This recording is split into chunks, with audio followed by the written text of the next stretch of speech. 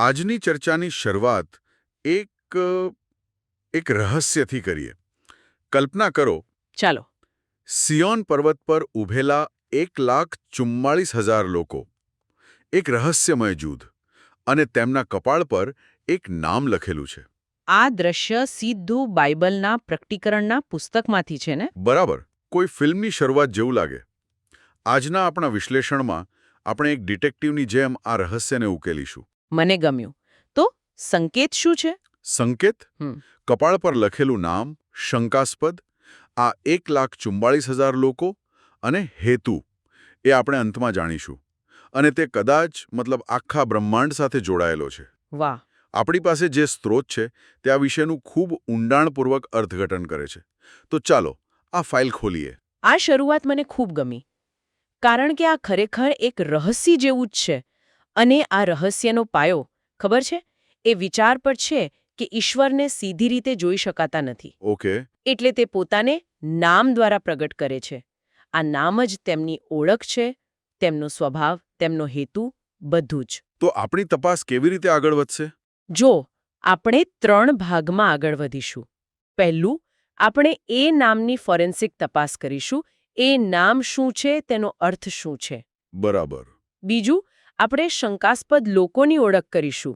એટલે કે આ 144,000 પ્રથમ ફળો કોણ છે. અને ત્રીજું, અને સૌથી મહત્વનું, આપણે હેતુ શોધીશું.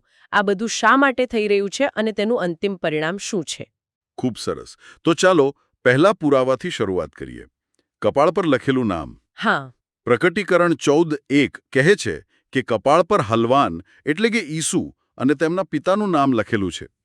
પણ સ્ત્રોતમાં એક ખૂબ જ રસપ્રદ દલીલ છે કે આ 2 અલગ અલગ નામ નથી. બરાબર, પણ વાસ્તવમાં એક જ નામ હોઈ શકે છે. અને એ નામ છે ઈસુ. હા. આ મને થોડું વિચિત્ર લાગે છે. પિતા અને પુત્ર બંનેનું નામ ઈસુ કેવી રીતે હોઈ શકે? સારો સવાલ છે. સ્ત્રોતનો તર્ક આ રીતે ચાલે છે. જો, પિતાનું નામ વારસામાં પુત્રને મળે છે, બરાબર ને? હા, સામાન્ય રીતે તો એમ જ હોય. પણ અહીં વાત ફક્ત પારિવારિક નામની નથી. વાત છે સૃષ્ટિ સમક્ષ ઈશ્વરની ઓળખની. સ્ત્રોત કહે છે કે ઈશ્વરે સમગ્ર સત્તા અને ઓળખ પુત્રને સોંપી દીધી છે. જેથી સમગ્ર સૃષ્ટિ ઈસુ નામની આગળ ઝૂકે. બરાબર. આથી સૃષ્ટિ માટે ઈશ્વર જે નામ દ્વારા પોતાને પ્રગટ કરે છે, જે નામ દ્વારા કાર્ય કરે છે, તે ઈસુ છે. પિતાનું નામ એમ સમજો કે પુત્રના નામમાં સમાયેલું છે. એક મિનિટ. તો સ્ત્રોત એમ કહેવા માંગે છે કે ઈસુ નામ માત્ર એક ઓળખ નથી, પણ એક આખું વાક્ય છે. બિલકુલ. એવું કે ઈશ્વરનું અસ્તિત્વ અને સૃષ્ટિનું તારણ એ એકબીજાથી અલગ જ નથી. આ તો ખૂબ જ અલગ અને શક્તિશાળી વિચાર છે. ચોક્કસ. સામાન્ય રીતે આપણે નામને ફક્ત એક લેબલ તરીકે જોઈએ છીએ. પણ અહીં જ સ્ત્રોત આપણને જૂના કરારના ઊંડાણમાં લઈ જાય છે. યહોવા નામ તરફ. હા. ઈશ્વરનું જૂનું નામ હતું યહોવા. તેનો અર્થ થાય છે હું જે છું તે હું થઈશ. I'll be what I'll be. બરાબર. આ નામ ઈશ્વરના સ્વઅસ્તિત્વ અને તેમના શાશ્વત સ્વભાવને દર્શાવે છે. હવે ઈસુ નામનો હિબ્રુ અર્થ શું છે? યહોવા તારણ છે. હવે આ બંનેને જોડો. સ્ત્રોત મુજબ ઈસુ નામનો સંપૂર્ણ અર્થ બને છે હું જે છું તે હું થઈશ. એ જ તારણ છે. એક્ઝેક્ટલી એ જ. આનો મતલબ એ છે કે ઈશ્વરનું હોવું, તેમનું અસ્તિત્વ પોતે જ સૃષ્ટિનો ઉદ્ધાર છે. તારણ કોઈ અલગ ક્રિયા નથી, પણ ઈશ્વરના સ્વભાવનો જ એક ભાગ છે. વાહ, આ વિચાર જ મનને હલાવી દે તેવો છે. આ નામને ફક્ત બોલાવવાથી આગળ તેના અર્થને સમજવાથી આખી વાત બદલાઈ જાય છે. ચોક્કસ. પણ પ્રકટીકરણના 7મા અધ્યાયમાં કપાળ પર નામ લખવાને બદલે છાપ મારવાની વાત છે. શું આ બંને એક જ વસ્તુ છે? ખૂબ જ સારો પ્રશ્ન. અને એ સમયમાં કપાળ પર છાપ મારવાનો અર્થ શું થતો? શું આ કોઈ સામાન્ય પ્રથા હતી? જુઓ, એ સમયમાં છાપ અથવા મોહર, જેને અંગ્રેજીમાં સીલ કહેવાય, એ કોઈ સામાન્ય નિશાન નહોતું. ઓકે. તેના 3 મુખ્ય અર્થ હતા: માલિકી, રક્ષણ અને અધિકૃતતા. માલિકી, રક્ષણ અને અધિકૃતતા. હા, જેમ કોઈ રાજા પોતાના પત્ર પર મોહર મારે, તેમ ઈશ્વર પોતાના લોકો પર છાપ મારે છે, જે બતાવે છે કે આ મારા છે. જેમ કોઈ સેનાપતિ પોતાના સૈનિકોને ચિહ્નિત કરે, તેમ આ છાપ રક્ષણનું પ્રતીક છે. તો શું છાપ અને નામ એક જ છે? સ્ત્રોત એવી શક્યતા રજૂ કરે છે કે હા, આ છાપ મારવાની ક્રિયા અને નામ લખવાની ક્રિયા એક જ છે. એટલે કે ઈશ્વરની છાપ મેળવવી એટલે પોતાના કપાળ પર, પોતાની ઓળખ પર ઈશ્વરનું નામ ધારણ કરવું. એ સ્વીકારવું કે મારી ઓળખ હવે ઈશ્વરના સ્વભાવ સાથે જોડાયેલી છે. બરાબર. તો જો આ નામ આટલું મહત્વનું છે અને તેની છાપ માલિકી અને રક્ષણ દર્શાવે છે, તો એ સવાલ થાય કે આ નામ કોના કપાળ પર લખેલું છે? હા. આ 1,44,000 લોકો, જેમને સ્ત્રોત પ્રથમ ફળો કહે છે, તે આખરે છે કોણ? મને લાગે છે કે આ વિષય પર ઘણા મતભેદ હશે. ચોક્કસપણે. આ વિષય પર ધર્મશાસ્ત્રીઓમાં ઘણી ચર્ચાઓ થઈ છે અને સ્ત્રોત તેમાંથી મુખ્ય મંતવ્યો અને તેનું ખંડન પણ રજૂ કરે છે. ઓકે. પણ બધા મંતવ્યોની યાદી બનાવવાને બદલે ચાલો તેની પાછળના મુખ્ય સંઘર્ષને સમજીએ. શું છે એ સંઘર્ષ? મુખ્ય દલીલ એ છે કે શું પ્રથમ ફળો કોઈ નાનું વિશિષ્ટ શાબ્દિક જૂથ છે કે પછી તે એક વ્યાપક પ્રતિકાત્મક વર્ણન છે જે ઈશ્વર માટે વફાદાર રહેનાર દરેક વ્યક્તિને લાગુ પડે છે? એટલે કે શું આ એક એક્સક્લુઝિવ ક્લબ છે કે પછી એક કેટેગરી ઓફ ફેથફુલનેસ? બરાબર. અને સ્ત્રોત કઈ તરફ ઝૂકે છે? સ્ત્રોત સ્પષ્ટપણે બીજી વાત તરફ એટલે કે વ્યાપક અર્થઘટન તરફ ઝૂકે છે. તે કેટલાક મંતવ્યોને નકારે છે, જેમ કે કેટલાક કહે છે કે તે ફક્ત 2 સાક્ષીઓ છે. એ તો ખૂબ નાનું જૂથ થયું. હા. અથવા જેઓ મૃત્યુ પામ્યા વિના રૂપાંતર પામશે તે લોકો છે. પણ સ્ત્રોત આ દલીલોને ખૂબ સંકુચિત ગણે છે. એક રસપ્રદ દલીલ જ્યેષ્ઠ પુત્રના ઉદાહરણથી આવે છે. જ્યેષ્ઠ પુત્ર? આનો અહીં શું સંબંધ છે? પ્રાચીન સંસ્કૃતિમાં જ્યેષ્ઠ પુત્ર એટલે કે ફર્સ્ટ બોર્ન સન, એને વારસાનો માત્ર એક ભાગ નહોતો મળતો. એને બધો જ વારસો મળતો હતો. બરાબર. તે પરિવારનો મુખ્ય વારસદાર હતો. સ્ત્રોત આ રૂપકનો ઉપયોગ કરીને કહે છે કે પ્રથમ ફળો પણ આંશિક જૂથ નથી.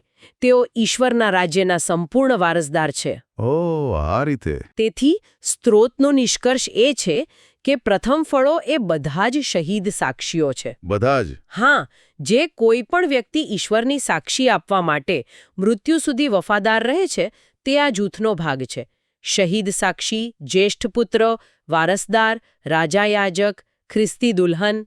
આ બધા અલગ અલગ શબ્દો એક જ જૂથનું વર્ણન કરે છે? બરાબર. એક જ જૂથ માટેના અલગ અલગ લેબલ છે. પણ એક મિનિટ, જો સ્ત્રોત કહે છે કે બધા શહીદો પ્રથમ ફળો છે, તો પછી આ 1,44,000ના આંકડાનું શું મહત્વ છે? સારો પ્રશ્ન છે. શા માટે તેમને અલગથી ગણવામાં આવે છે? શું આ વાતમાં કોઈ વિરોધાભાસ નથી? ના, વિરોધાભાસ નથી. આ એક ઉત્તમ પ્રશ્ન છે જે સ્ત્રોતનો ઊંડાણપૂર્વકનો અભ્યાસ કરવા પ્રેરે છે. જુઓ, સ્ત્રોત મુજબ 1,44,000 એ પ્રથમ ફળોનું સંપૂર્ણ જૂથ નથી, પરંતુ તે જૂથનો એક અંતિમ અને ખૂબ જ વિશિષ્ટ ભાગ છે. આ સમજવા માટે આપણે લણણીના રૂપકને જોવું પડશે. ખેતીનું રૂપક? હા. સ્ત્રોત ખેતીના રૂપકનો ઉપયોગ કરી રહ્યો છે. પહેલો પાક, મુખ્ય લણણી અને છેલ્લી લણણી. અને આ દરેકને એક મોટા યહૂદી તહેવાર સાથે જોડે છે. આ રસપ્રદ છે. એનાથી કદાચ સમજવામાં સરળતા રહેશે. બરાબર. તો પ્રથમ લણલની થઈ, પ્રથમ ફળોના પર્વ એટલે કે પાસ્ખા પર્વ વખતે. આ કોણ હતું? ઈસુ ખ્રિસ્ત પોતે. બરાબર. તેઓ મૃત્યુમાંથી સજીવન થનારા પ્રથમ ફળ હતા. એ લણણીની શરૂઆત હતી. ઓકે.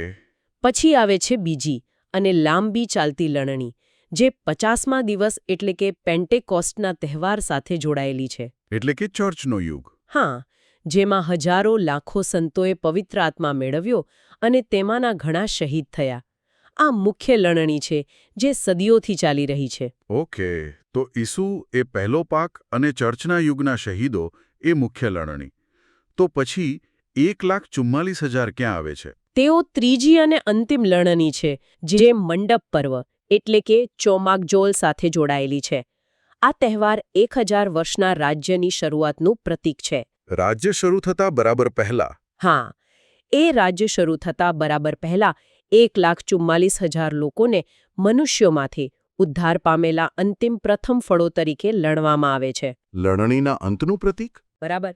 તેથી તેઓ એકમાત્ર પ્રથમ ફળો નથી, પણ અંતિમ અને નિર્ણાયક પ્રથમ ફળો છે. જૂના કરારના શહીદોથી લઈને ચર્ચયુગના શહીદો સુધી બધા જ આ મોટા પ્રથમ ફળો જૂથનો ભાગ છે. આ સ્પષ્ટતા ખૂબ મદદરૂપ છે. તો આ કોઈ વિરોધાભાસ નથી, પણ એક પ્રક્રિયાના અલગ અલગ તબક્કા છે. બરાબર. પણ આ બધું આપણને સૌથી મોટા પ્રશ્ન પર લાવે છે. શા માટે? હા. આ બધી લણણી શા માટે? આ શહીદીનો અર્થ શું છે?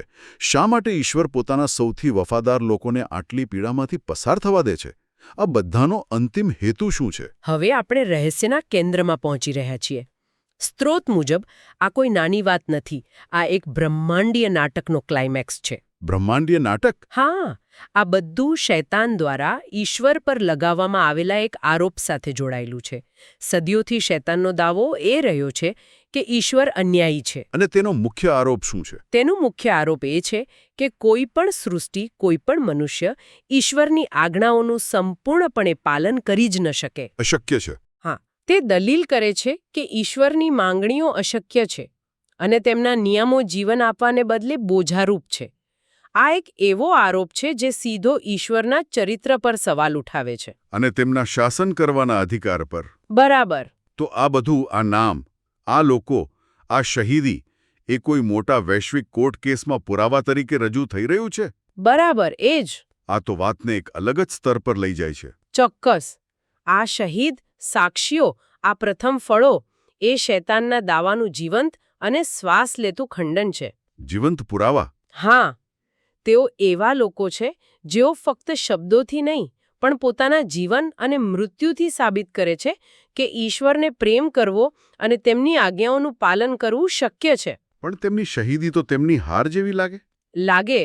પણ સ્ત્રોત મુજબ એ જ તેમનો અંતિમ વિજય છે. તેઓ બતાવે છે કે ગમે તેવી પરિસ્થિતિમાં પણ, ગમે તેટલી પીડા સહન કરીને પણ ઈશ્વર પ્રત્યેની વફાદારી શક્ય છે. હું સમજુ છું કે સ્ત્રોત શું કહેવા માગે છે, પણ ઘણા લોકો માટે મૃત્યુ દ્વારા વિજય મેળવવાનો વિચાર ખૂબ જ અજીબ, કદાચ નિરાશાજનક પણ લાગી શકે છે. શું સ્ત્રોત આના પર વધુ પ્રકાશ પાડે છે? ચોક્કસ. આ વિજય 2 તબક્કામાં કામ કરે છે. પહેલો તબક્કો છે તેમની સાક્ષી. તેમના જીવન દ્વારા તેઓ સાબિત કરે છે કે ઈશ્વરના નિયમો પાળી શકાય છે. અને બીજો તબક્કો? બીજો અને નિર્ણાયક તબક્કો છે તેમનું પુનરુત્થાન. ઓકે. જ્યારે ઈશ્વર તેમને મૃત્યુમાંથી સજીવન કરે છે, ત્યારે તે આ સાબિતી પર પોતાની દૈવી મોહર મારે છે. તે સમગ્ર બ્રહ્માંડ સમક્ષ જાહેર કરે છે કે જે માર્ગ પર આ લોકો ચાલ્યા, ભલે તે મૃત્યુ તરફ દોરી ગયો, પણ અંતે તે જીવનનો માર્ગ હતો. તો પુનરુત્થાન એ નિર્વિવાદ પુરાવો છે કે ઈશ્વરની આજ્ઞાઓમાં જીવન છે, મૃત્યુ નહીં. બરાબર. અને આ સાબિતીના પરિણામો શું આવે છે? જ્યારે શૈતાનનો દાવો ખોટો સાબિત થાય ત્યારે શું થાય? તેના પરિણામો બ્રહ્માંડીય છે. પહેલું, શૈતાનનું જૂઠાણું સમગ્ર સૃષ્ટિ સમક્ષ ખુલ્લું પડી જાય છે. તેના શાસનનો નૈતિક આધાર તૂટી પડે છે. બરાબર. બીજું, ઈશ્વરના પ્રેમ અને ન્યાયની અંતિમ પુષ્ટિ થાય છે. એ સાબિત થાય છે કે ઈશ્વર જે પણ માંગે છે તે સૃષ્ટિના ભલા માટે જ છે. ત્રીજું, સૃષ્ટિની સ્વતંત્ર ઈચ્છા પૂર્ણ થાય છે. હવે દરેક વ્યક્તિ પાસે સત્ય અને જૂઠાણા વચ્ચે સ્પષ્ટ પસંદગી કરવાનો આધાર છે. અને આખરે આ બધું પાપ અને બંધનો સંપૂર્ણ નાશ કરવાનો ન્યાયિક માર્ગ ખોલે છે. બરાબર. ઈશ્વર ફક્ત શક્તિથી પાપનો નાશ નથી કરતા, પણ નૈતિક અને ન્યાયિક રીતે તેને હરાવીને કરે છે. વાહ! તો આ શહીદ સાક્ષીઓ ફક્ત સ્વર્ગમાં જનારા લોકો નથી. ના. પણ તેઓ એક બ્રહ્માંડીય સંઘર્ષના મુખ્ય યોદ્ધાઓ છે, જેમના જીવન પર આખા બ્રહ્માંડનું ભવિષ્ય નિર્ભર છે. બિલકુલ. અને તેમના વિજયનું ફળ શું છે? વારસો. અંતે આ પ્રથમ ફળો, જેમણે પોતાના જીવનથી ઈશ્વરની સત્યતાને સાબિત કરી, તેઓ 1000 વર્ષના રાજ્યનો વારસો મેળવશે. તેઓ માત્ર સ્વર્ગમાં બેસી નહીં રહે. ના. સ્ત્રોત મુજબ તેઓ ઈસુ ખ્રિસ્તના હાથ નીચે આ પૃથ્વી પર શાસન કરશે. તેઓ એ જ સૃષ્ટિના વારસદાર બનશે જેની સામે તેમણે સાક્ષી આપી હતી. આ તેમના વિજયનું અંતિમ પ્રમાણ છે. હા. આ ખરેખર એક અદ્ભુત ચિત્ર છે. આપણે એક રહસ્યમય નામથી શરૂઆત કરી હતી અને હવે આપણે એક બ્રહ્માંડીય ન્યાય અને વિજયની ગાથા સુધી પહોંચી ગયા છીએ. હા, સફર લાંબી હતી. ચાલો આ બધું એકવાર સંક્ષિપ્તમાં જોઈએ. આપણે જોયું કે કપાળ પર લખેલું નામ એ શું હોઈ શકે છે? જેનો ગહેન અર્થ છે ઈશ્વરનું સ્વ અસ્તિત્વ તારણ છે. બરાબર. પછી આપણે જાણ્યું કે 1,44,000 લોકો એ પ્રથમ ફળો નામના એક મોટા ઐતિહાસિક જૂથનો અંતિમ ભાગ છે, જેઓ મૂળભૂત રીતે શહીદ સાક્ષીઓ છે, અને અંતે આપણે તેમના અસ્તિત્વના ભવ્ય હેતુને સમજ્યા. જે શૈતાનના જૂઠાણાને ખોટું પાડીને ઈશ્વરના ન્યાયીપણાને સ્થાપિત કરવાનો અને બ્રહ્માંડમાં શાંતિ લાવવાનો માર્ગ મોકળો કરવાનો છે. આ ખૂબ સચોટ સારાંશ છે. આ ચર્ચાને અંતે હું એક વિચારવા જેવો પ્રશ્ન મૂકવા માંગુ છું. ચોક્કસ. સ્ત્રોતમાં પ્રકટીકરણ 2.17નો ઉલ્લેખ છે, જ્યાં વિજયી થનારને એક સફેદ પથ્થર અને તેના પર લખેલું નવું નામ આપવાની વાત છે. ઓકે. રસપ્રદ વાત એ છે એ આ નવા નામને મેળવનાર સિવાય બીજું કોઈ જાણતું નથી. આ રસપ્રદ છે. તો એક તરફ આપણી પાસે ઈશુ નામ છે, જે સાર્વજનિક છે, સામૂહિક છે અને બધા પ્રથમ ફળોના કપાળ પર લખેલું છે. અને બીજી તરફ આપણી પાસે આ ગુપ્ત વ્યક્તિગત નવું નામ છે. આ બંને વચ્ચે શું સંબંધ હોઈ શકે? એ જ તો વિચારવા જેવો પ્રશ્ન છે ને. જો ઈશુ નામ આપણી સામૂહિક ઓળખ અને વિજયનું પ્રતીક છે, તો શું આ ગુપ્ત વ્યક્તિગત નવું નામ ઈશ્વર સાથેના દરેક વ્યક્તિના અનન્ય અંગત સંબંધ અને તેમની પોતાની વિશિષ્ટ જીતનું પ્રતીક હોઈ શકે છે? કદાચ તે એ વાતનું પ્રતીક છે કે ભલે આપણે એક મોટા હેતુનો ભાગ હોઈએ, પણ ઈશ્વર આપણને દરેકને વ્યક્તિગત રીતે ઓળખે છે અને આપણા સંઘર્ષને એક અનોખું નામ આપે છે. આ એક એવો પ્રશ્ન છે જે આ વિષયને વધુ ઊંડાણપૂર્વક વિચારવા પ્રેરે છે.